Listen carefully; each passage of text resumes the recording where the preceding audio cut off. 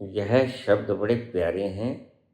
यह गीता की जान है, इसलिए इसको बड़े आराम से सुनो। अगर परिस्थितियां ठीक हो जाएं, जैसे राजा की परिस्थितियां ठीक होती, तो क्या जनक शांत हो जाते हैं? जनक के पास सब कुछ है। क्या बुद्ध शांत हो जाते हैं? क्या महावीर शांत हो जाते हैं? जैन धर्म में 24 तीर्थंकर हुए, 24 के 24 राजा थे। क्या उन्हें शांति मिल गई? सब कुछ था उनके पास। तुम्हारे सामने बुद्ध ने घर त्याग दिया। घर क्या त्याग दिया? तुम जो ठूठा उठाए फिरते हो, वोट डाल दो, वोट डाल दो, और पाप कमाते हो। हिरेन पांड्या मार दिया, वह मार दिया, वह मार दिया, क्यों पागलपन कर रहे हो? ये गद्दी मिल भी जाएगी तो उससे तुम संयत मना नहीं हो पाओगे। क्या तुम अतीत से कुछ सीखे नहीं? सब कुछ है बुद्ध के पास। कपिल वस्तु को लात मार के चले जाते। तुम जो पाना चाहते हो, बुद्ध उसको चोरों की तरह रात को छोड़कर, उसके बेटा है, उसके सुंदर पत्नी है, यशोधरा जैसी सुंदर पत्नी कहां मिलती? सुंदरतम स्त्रियों में से थी तब वो। वैसे रिश्ते में उसकी बहन थी। आप मुसलमान को गाली निकालते, कभी बुद्ध को गाली निकाली तुमने?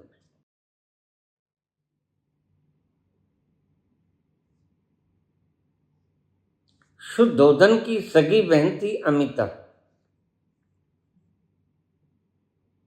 शुद्धोधन के बेटा हुआ गौतम, और अमिता के पुत्री हुई यशोधरा।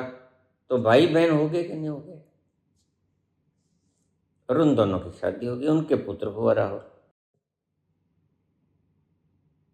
तुम मुसलमानों को गाली निकालते हो, लेकिन मैं समझता हूं कि तुम्हारी गाली निकालने का कारण है कि तुम गद्दी नशीन होना चाहते हो।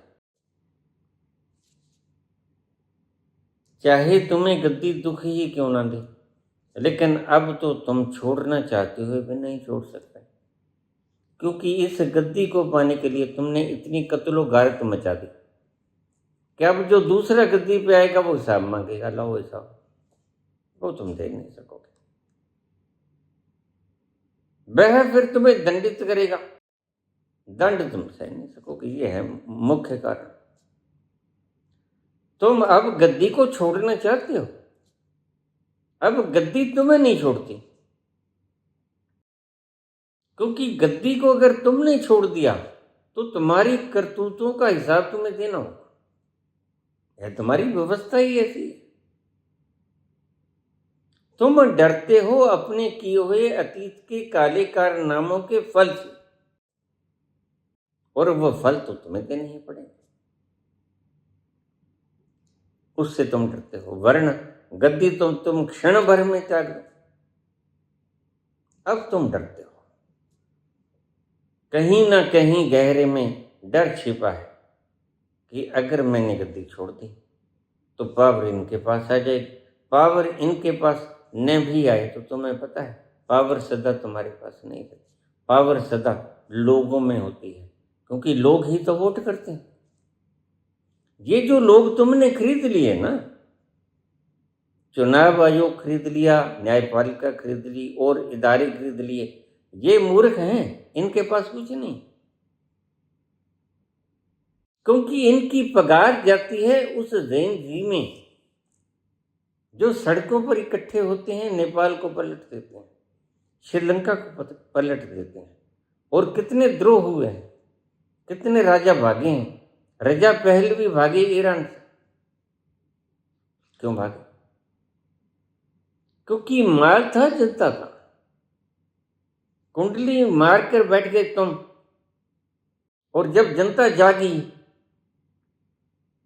तो जनता ने डंडे उठा लिए, तुमने जहाज उठा लिया। यह है असली कारण। असंयत मन मन जो परिस्थितियों के वश में है वो असंयत है।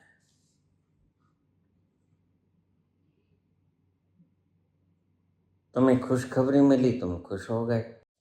तुम्हें दुख खबरी मिली, तुम दुखी हो गए। लेकिन खुशखबरी मिले या दुख खबरी मिले, सुख खबरी में तुम्हें अच्छा लगेगा, दुख खबरी में तुम्हें बुरा लगेगा। लेकिन दोनों ही स्थितियों में तुम उस रस तक नहीं पहुंच पाओगे जिसकी कृष्ण बात करते हैं। सुख और दुख दोनों से पार जाना होगा। सबसे कीमती शब्द गीता का यह है असंयत मना।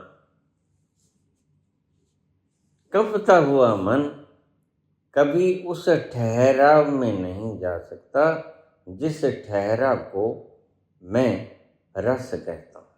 रसो वैसा उपनिषद कहते हैं। तुम कंपते हुए मन हो, उसके साथ तुम चिपक गए। तुम आशा करते हो उस रस की, उस आनंद की जो ठहरा हुआ है। तुम्हें वह कभी नहीं मिलेगा। न सुख न दुख, दोनों में नहीं मिलेगा। तो कृष्ण का ये शब्द असंख्यात्मना योगो दुष्प्राप इति में मति,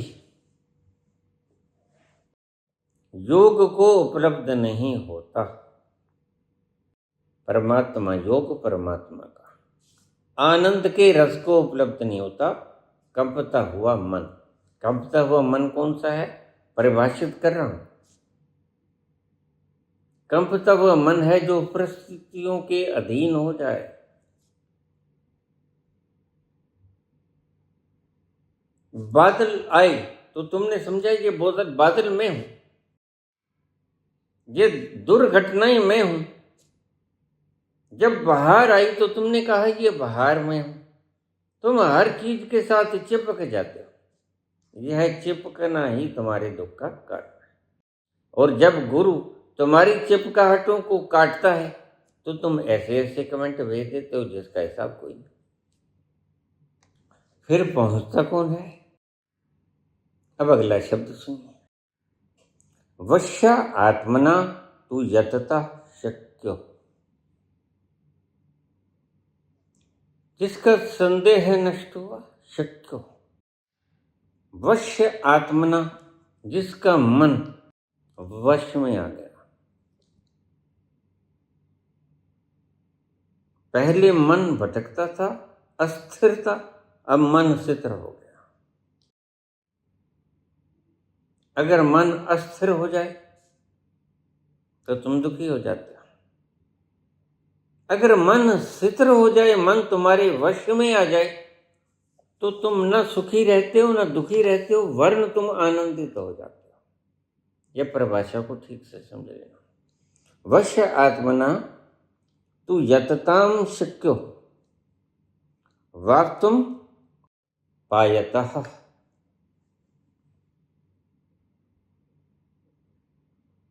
जब तुम्हारा मन तुम्हारे वश में हो गया,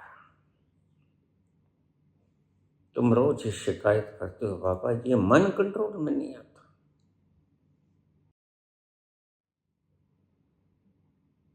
जब तुम्हें पता है मन मैं नहीं हूं,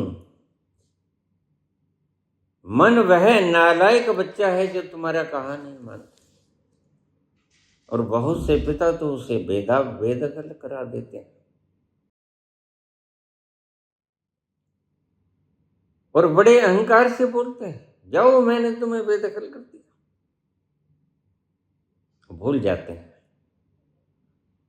सबको देने वाला एक मालिक है, जिसने तुम्हें भी दिया। उस मालिक को याद नहीं रखता वह व्यक्ति उस वक्त जब कहता है जाओ मैंने तुम्हें बेदाव कर दिया। वो भूल जाता है कि कभी परमात्मा उसको भी बेदाव कर देगा। लोगों को कहने वाली प्रज्ञा ठाकुर कि छुरियां तेज कर लो, यह नफरत फैलाने वाले लोग, इनकी अंतिम गति देखने वाली होती है।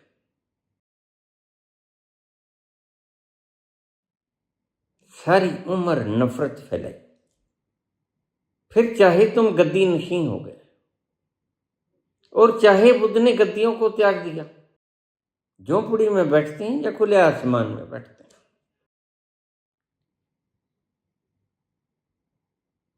तुम्हारा मन कहता है इस गद्दी के ऊपर मेरा अधिकार है, और उस गद्दी को बुद्ध खुशी से छोड़ देते हैं। वर्ण खुशी क्या है, मजबूरी में छोड़ देते हैं, भाग जाते हैं छोड़ के। अब हिसाब लगाओ, जेल से भागता है आदमी, है ना? तो उसे वह गद्दी रूपी सुख जिसे तुम सुख समझते हो, वह उसे जेल नजर आया ना। और मैं देखो जेल के भीतर बैठा हूं, ये जेल जितना ही कमरा है, 15वां साल चल रहा है, खुशी से बैठा, बड़ा आनंदित हूं। यह जेल जेल नहीं, तू प्यार का सागर है,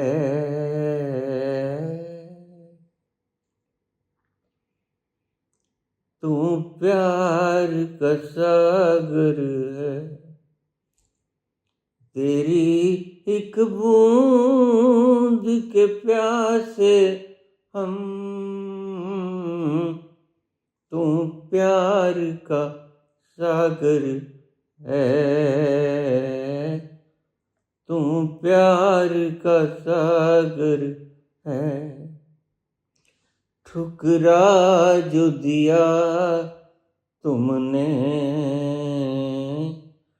ठुकरा जो दिया तुमने, चले जाएंगे जहां से हम,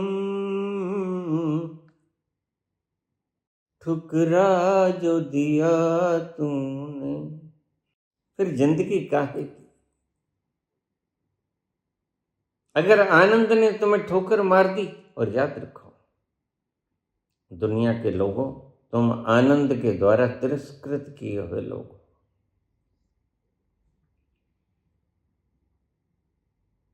तुम्हें बात बुरी लगेगी, लेकिन मैं चोट करता हूं इसलिए नहीं, तुम्हें नीचे दिखाने के लिए नहीं, वरन तुम्हें एक बड़ी विशाल विराट मंजिल दिखाने के लिए। तुम्हारे इस फुंकार करते हुए सांप को किसी तरह उसका सिर कुचल दिया जाए ताकि उसका जहर समाप्त हो जाए।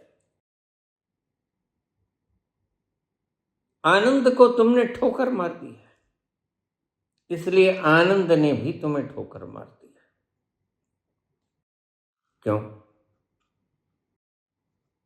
क्योंकि तुमने तो धन चाहा, तुमने तो मान प्रतिष्ठा चाही, तुमने तो सूचनाएं मांगी, तुमने तो प्रत्येक विषय की सूचनाएं इकट्ठी की, सब्जेक्ट्स की, निष्णात हुए, तुम मास्टर डिग्री ले गए, खोजें की, पीएचडी किया तुमने, इन्वेंशंस की, और फिर तुम ये भी चाहते हो कि आनंद भी तुम्हें अपना ले। असंभव। आनंद अपनाएगा जब तुम्हारे न्यूरॉन्स खाली हो,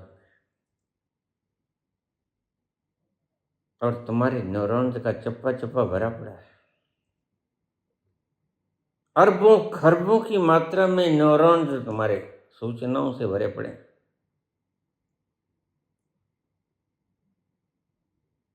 और तुम डिमांड करते हो उस रस की जिसको पीने के बाद आदमी को सुध बुध खो जाती है। तो कृष्ण कहते हैं कि मचलता हुआ मन असंयात्मन योगो, योग तक उपलब्ध नहीं हो पाता। योग रस को कहते हैं कृष्ण। और वश्यात्मन, जो वश्य, वश में हो गया तुम्हारे, तू यतता शक्य वास्तु मुपायतः, सभी शकों से संदेहों से दूर होकर साधक योग को प्राप्त होता है। इस योग की कामना में सारा संसार जुटा हुआ है। तुम नाम के पीछे योगी लगा सकते हो, लेकिन याद रखना तुम योगी हो नहीं।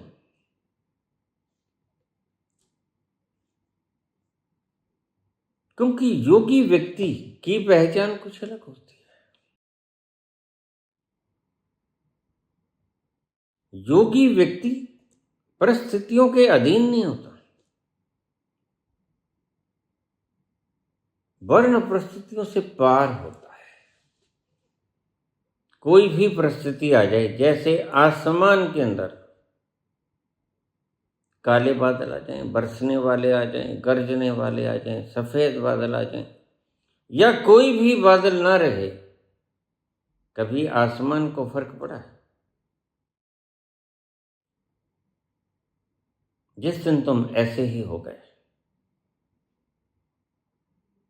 श्वेत बादल आए, काले बादल आए, गरजने वाले, हुंकार भरने वाले बादल आए और गरजे, बरसने वाले काले मेघ आए, लेकिन तुम उन किसी से भी प्रभावित नहीं हुए,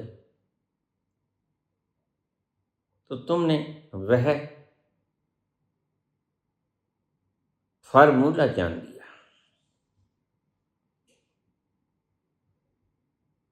कि संयत मना कैसे होता है, वश्य मना कैसे होता है। तुम अभी असंयत हो। असंयत और वश्य, इन दोनों का मैं संक्षेप में अर्थ समझा दूं, तुम्हें समझ में आ जाएगा।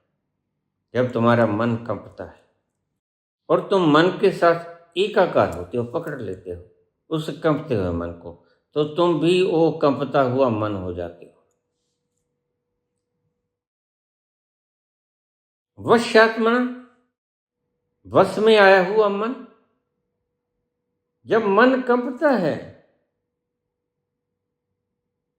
तो तुम उसके साथ चिपकते नहीं, वरन दूर बैठे देखते रहते हो। बस इतनी सी घुंडी है। अगर तुम कंपते हुए मन के साथ चिपट गए तो तुम दुखी हो। सुख आएंगे, दुख आएंगे, रोग आएंगे, संताप आएंगे, क्लेश आएंगे, कष्ट आएंगे, चिंताएं आएंगी,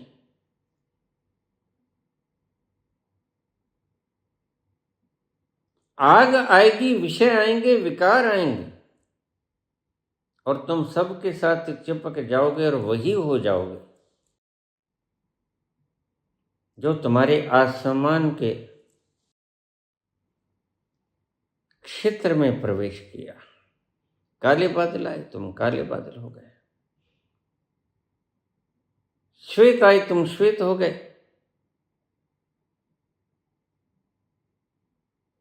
इन बादलों से मुक्त हो जाए जब तुम्हारा मन, उसको कहते हैं वश आत्मना।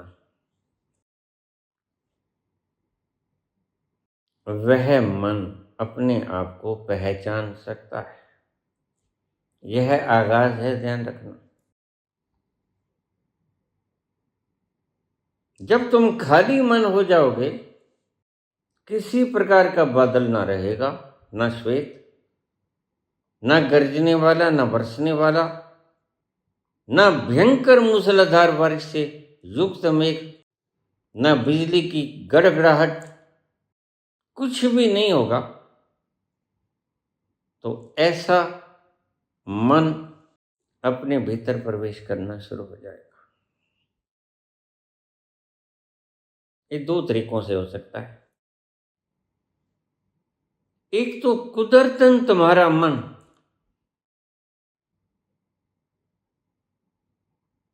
मुक्त हो जाए सभी विषयों से, जिसे वैराग्य कहते हैं।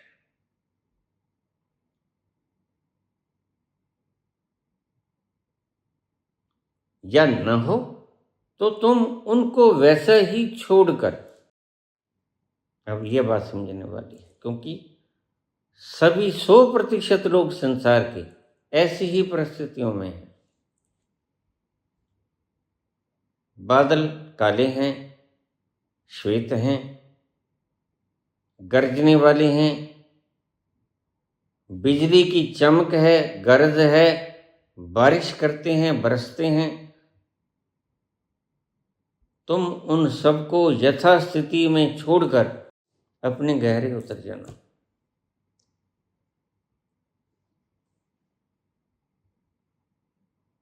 किसी भी प्रकार के सर्कमस्टेंस को तुम इग्नोर कर देना, उपेक्षित।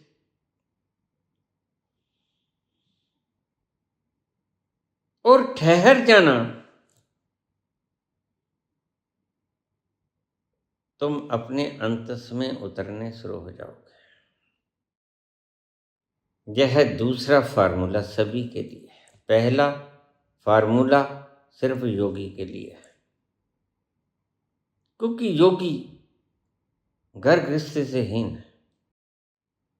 उसको कोई कर्ज नहीं, कोई फर्ज नहीं, कोई दुकान पे नहीं जाना, कोई ऑफिस में नहीं जाना, कोई उसने क्रियाकलाप नहीं करना। उसने आराम से बैठ जाना है कंदराओं में या गुफाओं में या वृक्ष के तले, बुद्ध की तरह। अब जरा सोचो, बुद्ध के क्या नहीं? बुद्ध के पिता है, बुद्ध का पुत्र है, बुद्ध की धर्मपत्नी है। बुद्ध विशाल साम्राज्य के मालिक है, कपिलवस्तु के। बुद्ध के पास जनता है। क्या नहीं है बुद्ध के पास? सुख साधन है, दास दासियां, सब प्रकार की सामग्री है, सुख सुविधा के सभी साधन है। बुद्ध के पास क्या नहीं है बताओ? सब है। क्या वह एक एक चीज को लात मारता है? अब आइए इस सूत्र के गहरे रस में उतरें। असंयत मना और वश्यात मना, ये दो शब्दों को ले लो। सर्कमस्टेंसेस किसके ऊपर नहीं होते? राजा हो या प्रजा हो, सबके ऊपर है। राजा के ऊपर अलग तरह के हैं, प्रजा के ऊपर अलग तरह के हैं।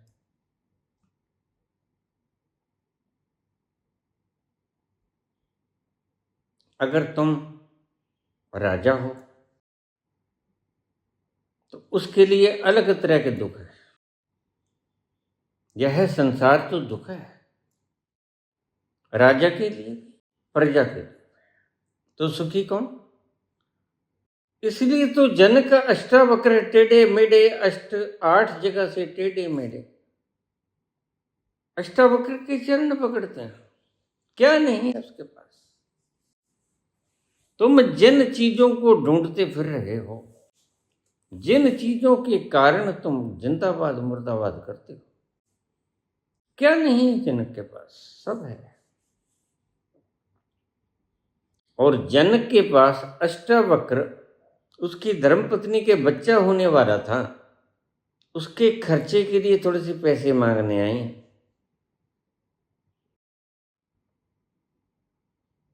परिस्थितियां अष्टावक्र के ऊपर भी वही हैं, परिस्थितियां जनक के ऊपर भी वही हैं।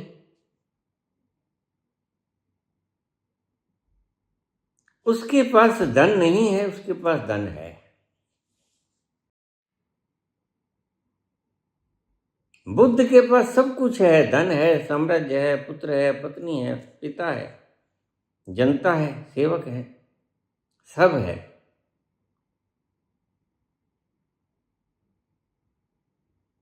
तो बुद्ध क्या करते हैं? बुद्ध का फार्मूला अगर तुमने अपना लिया तो वही फार्मूला बुद्ध का फार्मूला ही अष्टावक्र का फार्मूला है।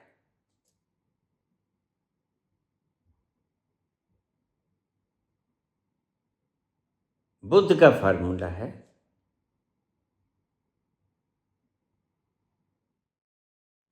दुखों को वहीं पड़े रहने दो। देखिए, बुद्ध अगर कपिलवस्तु को छोड़कर चले गए तो कपिलवस्तु बुद्ध के साथ नहीं भागी, सिंहासन बुद्ध के साथ नहीं भागा। कपिलवस्तु के दास दासियां बुद्ध के साथ नहीं भागे, वही है सभी चीजें। ऐसे ही परिस्थितियां हैं, परिस्थितियों को वहीं छोड़कर तुम उनसे दूर निकल जाओ। परिस्थितियां दुख देने वाली हैं तब तक जब तक तुम परिस्थितियों को पकड़े रहते हो, लेकिन परिस्थितियों को छोड़कर तुम दूर निकल गए तो परिस्थितियां तुम्हारे साथ नहीं आएंगे। ध्यान रखना, परिस्थितियां वहीं पड़ी रहेंगी, तुम उससे दूर चले जाओगे। यही ढंग दुनिया के लिए कारगर है।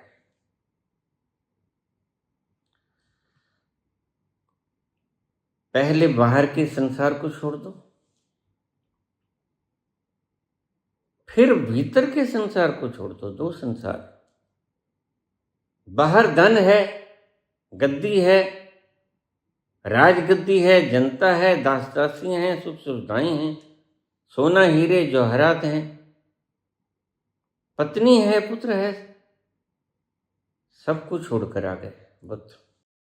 लेकिन फिर भी चिपकाहट का एक कारण बाकी बचा रहा। वो कारण क्या था? वो कारण था शरीर, विचार, भावना। वह तो बुद्ध के साथ ही जाएंगे। बुद्ध को भूख भी लगेगी लेकिन शरीर को लगेगी। बुद्ध के कांटे भी चुभेंगे, बुद्ध को गर्मी भी लगेगी, सर्दी भी लगेगी। शरीर तो नहीं छोड़ के आए वहां, शरीर तो साथ ही लेके आना पड़ता है। अब दूसरा मुकाम बाकी रह गया जो बुद्ध ने छोड़ना है। क्या छोड़ना है?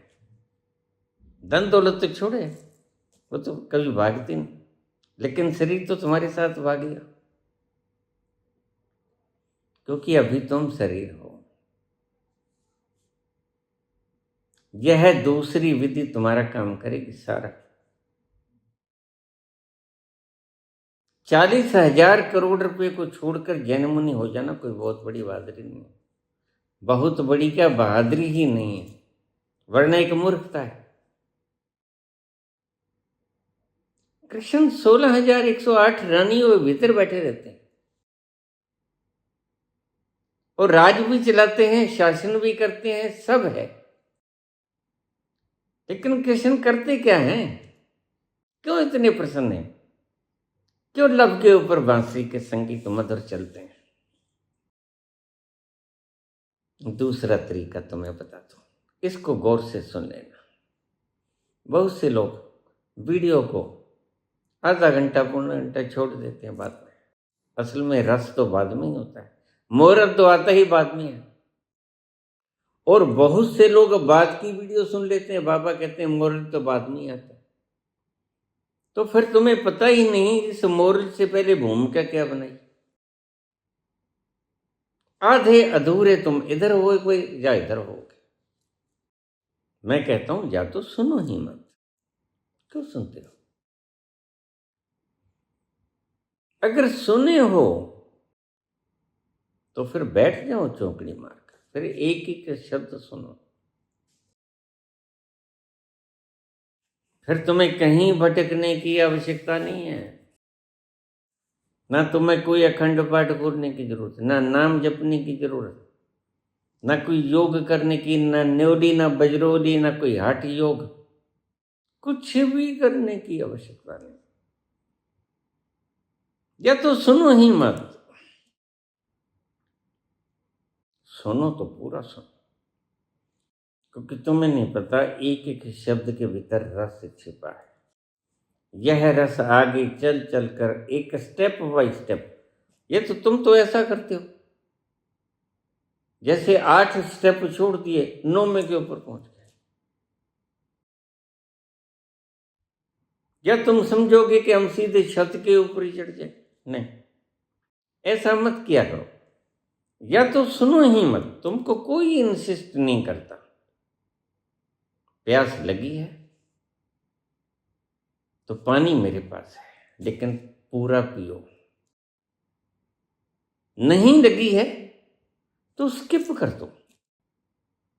जब मेरी वीडियो देखो, यूट्यूब तो दिखाएगा आपको, उसका तो काम है, पेशा है, धंधा है। मेरा धंधा नहीं है। मैं आनंद की बरसात करता हूं, मेरा धंधा नहीं है। मेरी तो करुणा है, मैं तो करुणा बरसाता हूं। और करुणा न धन मांगती है, न उसका धंधा होता है, न तुमसे मान न सम्मान, कुछ नहीं मांगती करुणा। करुणा सिर्फ लुटाना जानती है। तुम या तो सुनो या फिर ना सुनो। आधी सुन लो, आधी फिर सुन लो, लेकिन सुनो पूरा।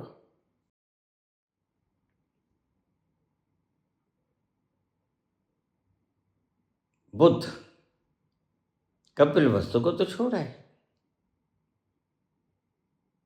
लेकिन क्या है बुद्ध में और कृष्ण में फर्क? कृष्ण तो वहीं जमे बैठे रहते हैं और सब आता है, जरासंध आता है, आक्रमण कर देता है मथुरा के ऊपर। कितने दुश्मन हैं कृष्ण के, बचपन से लेकर अंत तक कितने दुश्मन हैं, और जानी दुश्मन है सभी। कंस है, शिशुपाल है, और बाकी तो तुम्हें पता ही नहीं है कितने गाली निकालते हैं उसको। कोई चोर कहता है, कोई बदमाश कहता है, कोई लुटेरा कहता है, कोई हत्यारा कहता है, कोई कुछ कहता है, सब कहते हैं, लेकिन कृष्ण आनंद देता है।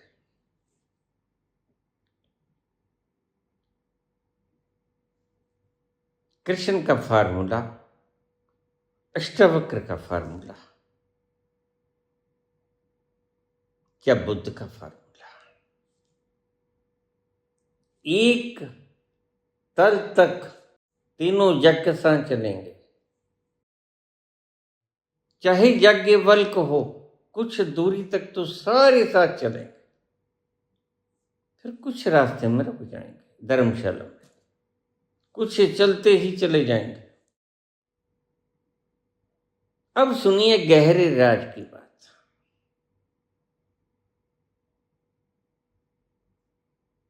बुद्ध सामान तो सारा छोड़ा है, लेकिन यह सामान, यह तो साथ जाएगा। और याज्ञवल्क्य कहते हैं यह भी तुम नहीं हो, जैसे कपिल वस्तु तुम नहीं हो। कपिल वस्तु की है, शुद्धोदन की भी नहीं है। प्रत्येक जर्रा सृष्टि का जर्रा जर्रे का मालिक है, तुम जर्रे का मालिक नहीं हो। यह थोड़ा सा गहरा शब्द है। जर्रा जर्रे का मालिक है। पानी की एक बूंद अपनी मालिक स्वयं है, स्वयंभू है। हर चीज में उसकी मलकियत है। तुम किसी के मालिक नहीं हो, तुम अपने मालिक हो, और तुम्हें अपना पता नहीं कि तुम हो कौन।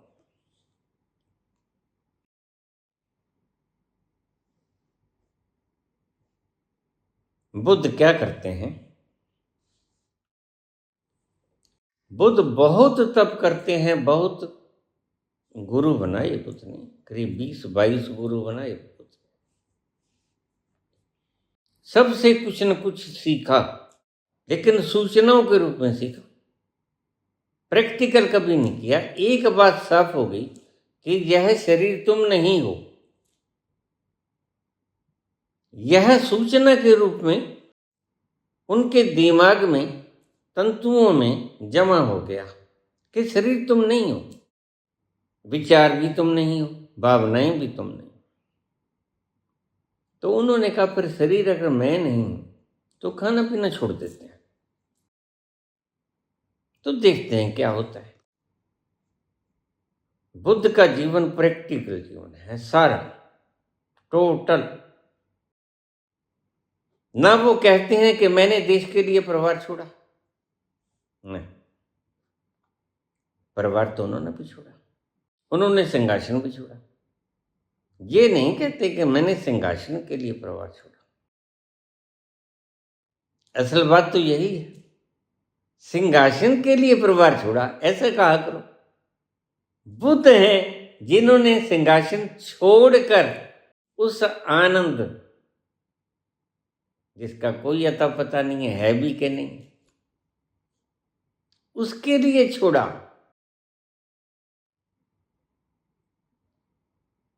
हमारे प्राइम मिनिस्टर को नहीं कहना चाहिए कि मैंने परिवार छोड़ा, देश के लिए छोड़ा, नहीं। तुम गलत कह रहे हो। लोग भ्रम में भी आ जाते हैं इन्हीं बातों से कि देखिए इसका आगा पीछा तो कोई है नहीं। अब फिर लुटा किसको रहा है, आगा पीछा नहीं है। अरे भाई, मन अगर मोह युक्त है तो किसी को भी अपना बना देगा, घर वाली को छोड़ देगा, अडानी को अपना बना लेगा। बात तो मोह छूटे तो छूटे, यही कृष्ण कहते हैं, मोह को छोड़ दो।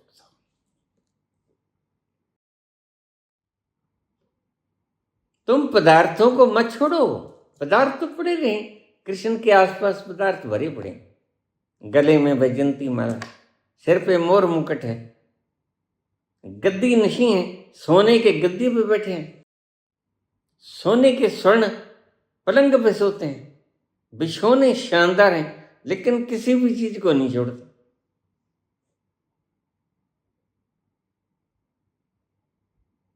8 रानियों से 16,108 कर देते हैं। छोड़ा तो है नहीं, बल्कि बढ़ाया, भोग की सामग्री को बढ़ाया। क्या था एक छोड़ने से जो कृष्ण कृष्ण हो गए?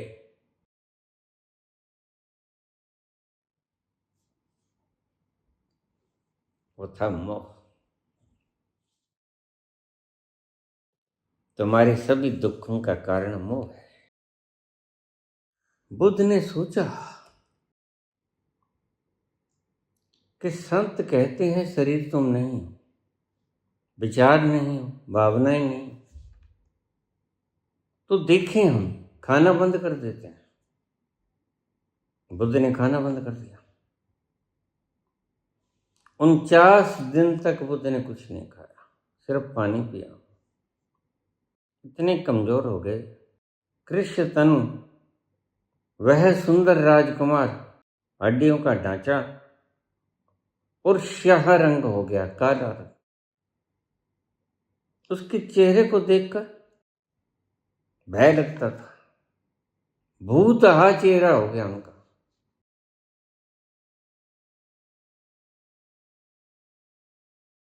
एक दिन प्यास लगी, कमंडल उठाया, धीरे धीरे, शक्ति तो है नहीं थी, 49 दिन का कुछ नहीं खाया, धीरे धीरे निरंजना नदी के किनारे पे सीढ़ियों से नीचे उतरे, कमंडल भरने लगे, गिर पड़े। पास ही में से कुछ औरतें जा रही थीं गांव की पानी भरने के लिए पनघट से, और वो गीत गाती हुई जा रही थी। वह गीत का शब्द का अर्थ था कि वीणा के तारों को इतना मत कसो कि वो टूट जाए। हालांकि वो सिर्फ गा रही थी, बुद्ध को नहीं बता रही थी। उन्हें तो पता भी नहीं था। कोई बुद्ध सीढ़ियों के ऊपर अचेत अवस्था में पड़ा है लेकिन सुन रहा है। वीणा के तारों को इतना मत कसो कि वह टूट जाएं, और इतने ढीले भी मत छोड़ो कि स्वर ही ना निकले। बस यह शिक्षा वो स्त्रियां जो पनघट पे जा रही थी वो गुरु का काम कर गई। बुद्ध ने जैसे तैसे पानी लिया, थोड़ा प्यास बुझाई, आके बैठ गए। इतनी शक्ति भी नहीं बची थी कि भरे कमंडल को उठा सके। धीरे धीरे आधा पानी लेके कमंडल में आए, बैठ गए। सांझ ढल चुकी थी। सुजाता नाम की स्त्री कुछ खाने के लिए लेके आई। कुछ शास्त्रों में लिखा है कि खीर लेके आई, लेकिन मैंने अपने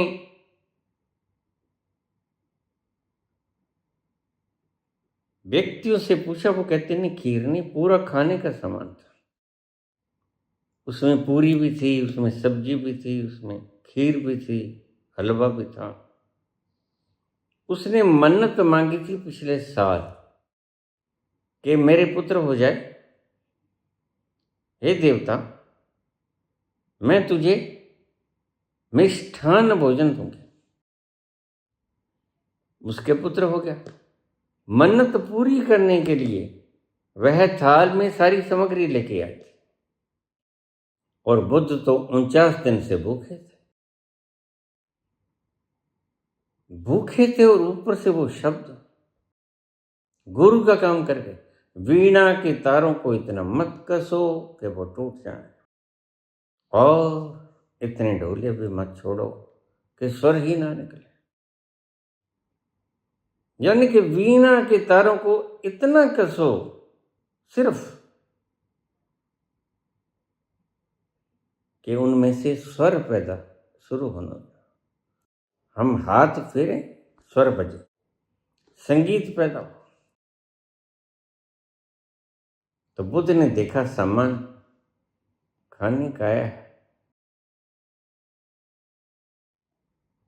वह जो बुद्ध कहते हैं परमात्मा नहीं है, वह सबका उपाय कर देता है। भेजा तो उसे ने, तो बुद्ध ने पेट भर के खाया और प्रणाम करके सुजाता नाम की वह स्त्री चली गई।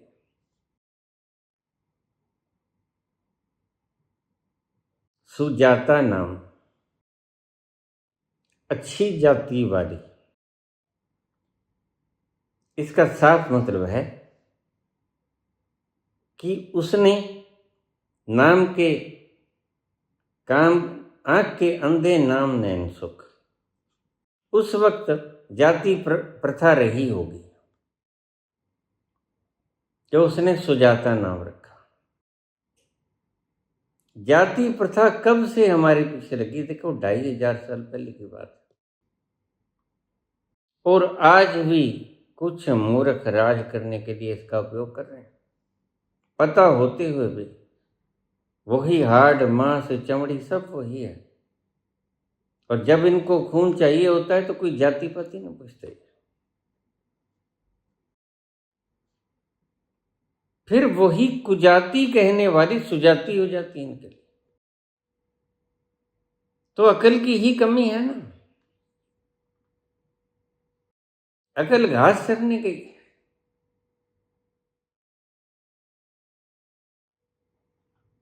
तो प्रणाम करके चली गई। पेट भर गया और नींद आई। ऐसी नींद आई, कभी नींद आई नहीं थी। भूखे भजन न होए गोपाल। अगर भूखा हो पेट तो न ध्यान लगता है, न ही परमात्मा में विलीनता होती है। इतना भी मत खाओ कि खाने से सुस्ती आ जाए, और भूखे भी मत रहो कि सारी रात रोटी ही याद आती रहे।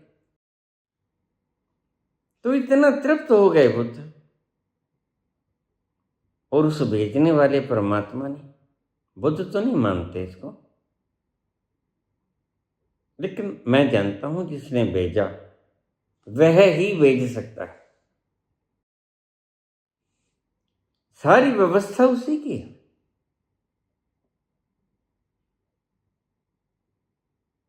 सुबह जब आंख खुली, भोर का आखिरी तारा डूब रहा था, शुक्र। उसने भोर के तारे की तरफ देखा, बुद्ध ने, एंड ही गॉट एनलाइटेंड।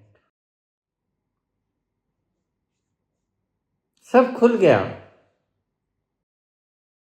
चारों तरफ रोशनाई थी, लावण्य ही लावण्य था, नूर ही नूर था, आनंद ही आनंद में खिला हुआ सारा अस्तित्व जैसे गुनगुना रहा था रसीले गीत।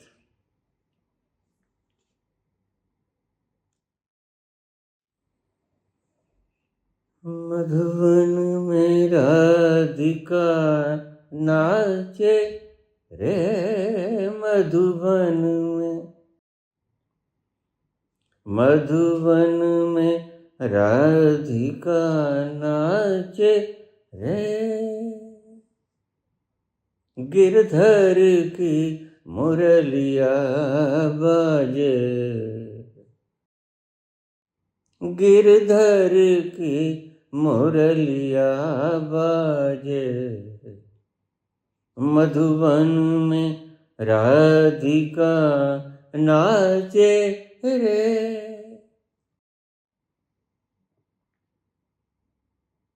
सब चारों तरफ आनंद ही आनंद की रोशनाई,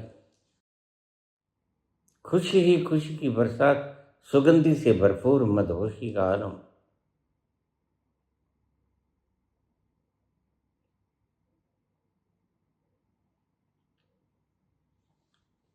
तो बुद्ध ने सारा छोड़ा, लेकिन किसी देश के लिए नहीं छोड़ा, देश को भी छोड़ा। उस अज्ञात के लिए छोड़ा जो उसको कांटे की तरह चुभता था। यह तो बातें करने वाले लोग हैं, इन्होंने तो भोगा भी ठीक से नहीं, अब भोग रहे हैं। तो सही अगर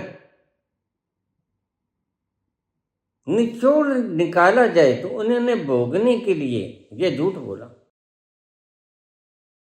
और बुद्ध भोग चुके थे। उन्होंने परिवार छोड़ा और साथ में देश भी छोड़ा। तो ये झूठ बोलते हैं, इन्होंने भोगने के लिए, क्योंकि गरीब भीख मांग के खाया। इतना समझ नहीं आई तुम्हें? भोगने की तमन्ना बाकी थी, पूरी करने के लिए राजगद्दी चाहिए। और राजगद्दी के सारे जो भी झूठ बोलना था, कुफर तोलना था, कत्लो गारत करना था, जो भी सब कुछ किया। मैं थोड़ी सी अपनी उदाहरण दे दूं। पिछले जन्म में मैंने उपवास किया, लेकिन उस उपवास का कारण था, उस उपवास का कारण था देश की आजादी, और तो कुछ कर नहीं सकता था। वकील व्यक्ति दिमाग से थोड़ा सा बली होता है और शरीर से थोड़ा सा दुबला होता है। तो अहिंसा का भी चुना, और या तो मांग लो या मैं मर जाऊंगा, उसके लिए भूख हड़ताल की। यह भूख हड़ताल थी, यह अनशन था। तो 21 दिन तक कई बार उन्होंने 11-11 दिन का उपवास किया, लेकिन उनका एक कारण था, उनका एक कारण था। गांधी का क्या कारण था? गांधी का कारण था कि हमें आजादी चाहिए,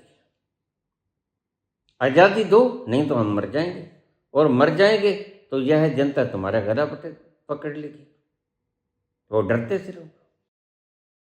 उद्देश्य था।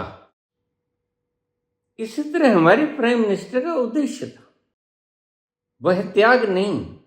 गांधी का त्याग नहीं था। गांधी ने भोजन नहीं खाया तो त्याग नहीं था। सकारणम त्याग, त्याग होता ही नहीं। इसको गौर से समझना बात को। सकारण त्याग, कारण था क्या? आजादी चाहिए, और आजादी मिल गई, क्या फिर भी उन्होंने भूख हड़ताल की? नहीं की, क्योंकि जब आजादी मिल गई तो फिर भूख हड़ताल कर। लेकिन इस जन्म में भी मैं कुछ नहीं करता, अब अकारण कुछ नहीं करता, अब कोई कारण नहीं। अब ना तो मुझे आजादी चाहिए, ना मुझे कोई भोग चाहिए, ना मुझे कोई पदार्थ चाहिए, ना मुझे किसी चीज की तमन्ना है, ना कोई विकार है, ना वासना है, ना विषय है। अब क्यों मैं नहीं खाता? पिछले जन्म में तो समझ आया कि आजादी चाहिए, अब तो आजादी भी मिल गई, अब तो आनंद भरपूर है। तो दोनों का फर्क है। पिछले जन्म में सकारण कुछ नहीं खाता था, अब मैं अकारण कुछ नहीं खाता। और जब अकारण कुछ नहीं खाता तो इसका अर्थ है कि मेरे भीतर जीने की तमन्ना ही नहीं है। बस इतना सा खा लेता हूं कि आपसे मुखातिब हो सकूं, अपना जो मैंने जाना वह संदेश प्रसारित कर सकूं, और उस संदेश को प्रसारित करने की एवज में कुछ नहीं मांगता। यह अकारण है। पिछले जन्म में गांधी था तो सकारण भूख हड़ताल की। आज मैं भूख हड़ताल नहीं कर रहा हूं। 14-14 साल की कोई भूख हड़ताल थोड़ी होती है, और थोड़ा थोड़ा सा खाती हूँ। 3 बार इतना चाय ले लेता हूँ, उतने से जिंदगी चलती है। समझ तो मुझे भी नहीं आता ये कैसी चलती है, समझने की कोशिश भी कभी नहीं की, लेकिन चलती है।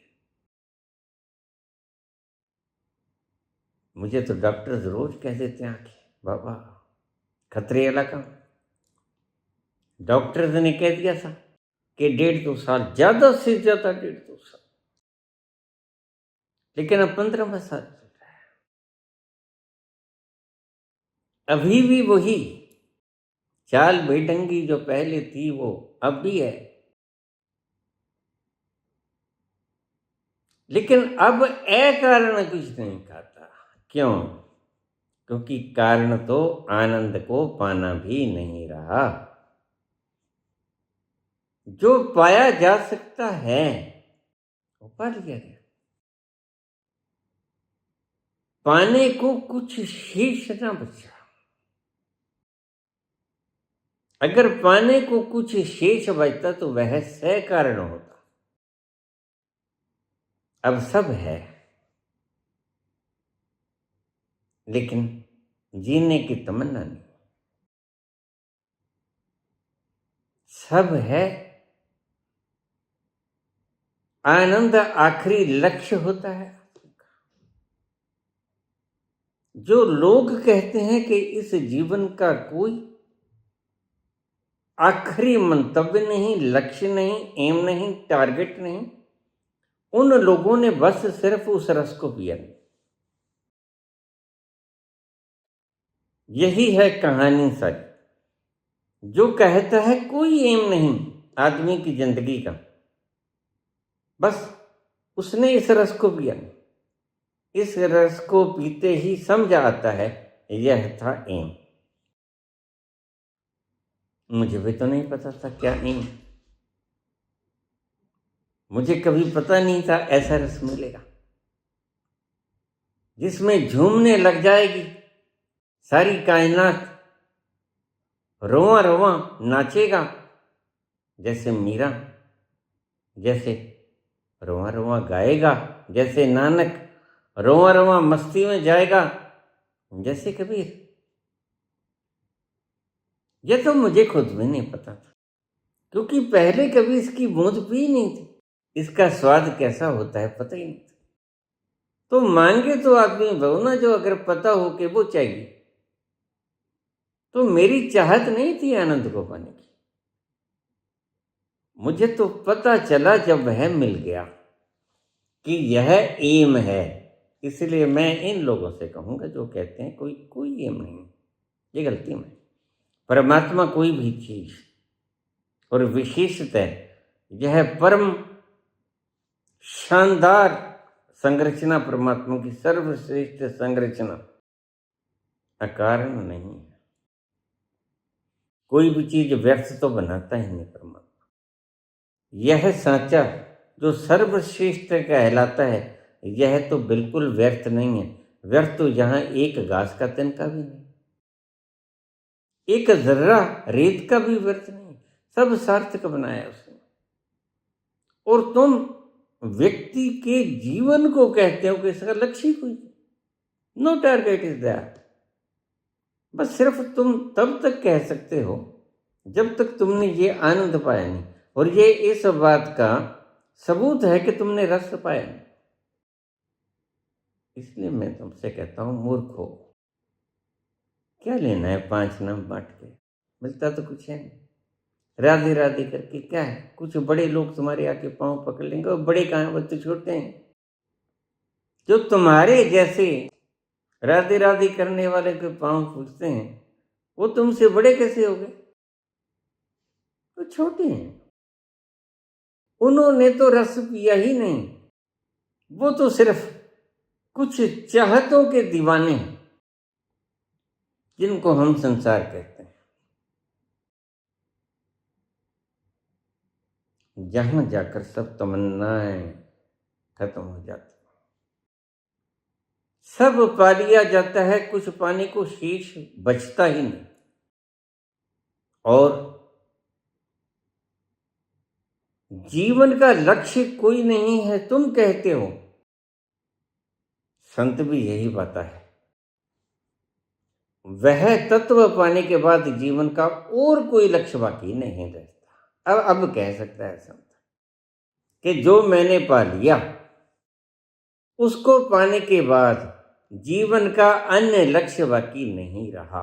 वह सब पा लिया गया जो पाया जा सकता है, जो पाने के योग्य है। इसी को सर्वज्ञ कहते हैं।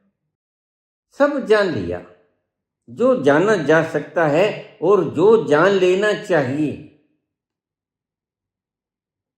एक सत है, सब सत है। वह एक जब सत जाता है, सब सत जाता है।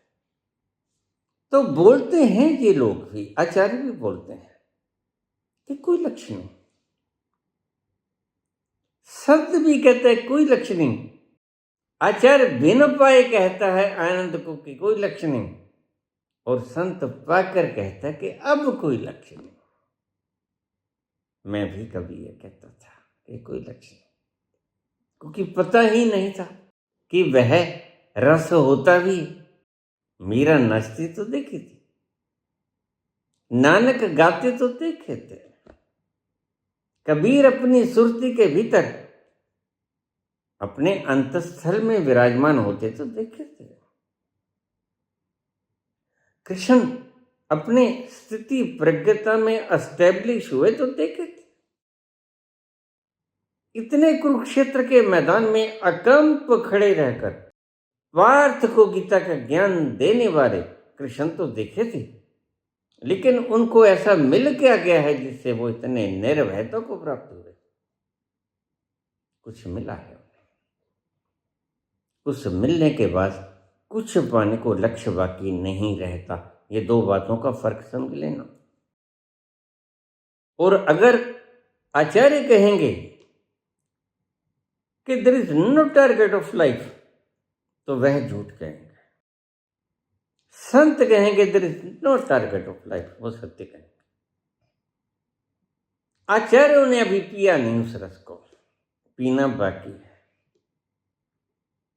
काश वह इस रस को पी लें, उसके बाद ये शब्द उनके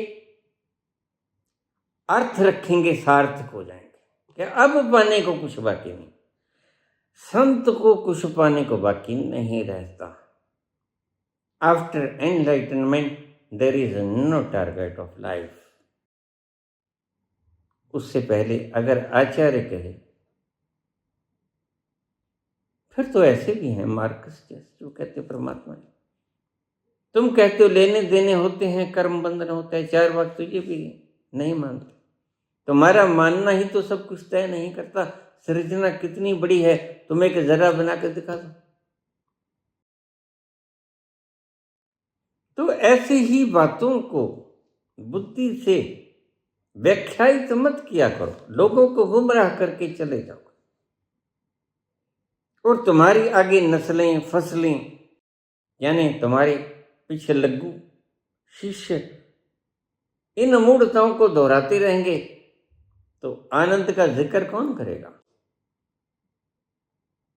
उसको पाने के बाद कुछ पाना शेष नहीं रहता, ये ठीक है, और इसको संत बोल सकता है। लेकिन आचार्य नहीं बोलेगा, यहाँ कमी रह जाएगी। आचार्य कहेंगे अगर मैं कुछ कहूँगा तो मुझे मार देंगे, इसका मतलब साफ है। फिर कहाँ जाना उन्होंने उस तत्व को जो मरता नहीं, जो कटता नहीं, जो गलता नहीं, जो भीगता नहीं, जो सूखता नहीं। उस अजर अमर तत्व को जाना कहाँ, जिसकी ये रोज व्याख्या करके संस्था को मजबूत करने का पैगाम देते हैं लोगों को। नहीं, बात तो ठीक है, there is no target of life. जहां से चले थे, जो तुम खुद थे वो पा लिया, टारगेट ऑफ लाइफ नहीं। बीच में एक सपना आया था, वो सपना टूट गया। तुम जो थे वो हो गए, तो पाने को कुछ बाकी नहीं। लेकिन बोल सकता है संत जिसने यह सपना तोड़ दिया या जिसका यह सपना टूट गया। मेरा सुंदर सपना बीत गया, मेरा सुंदर सपना बीत गया। मैं सब कुछ पाकर हार गई, बेदर्द जमाना जीत गया। मेरा सुंदर सपना बीत गया, मेरा सुंदर सपना बीत गया। मैं सब कुछ पाकर हार गई, बेदर्द जमाना जीत गया। मेरा सुंदर सपना बीत गया।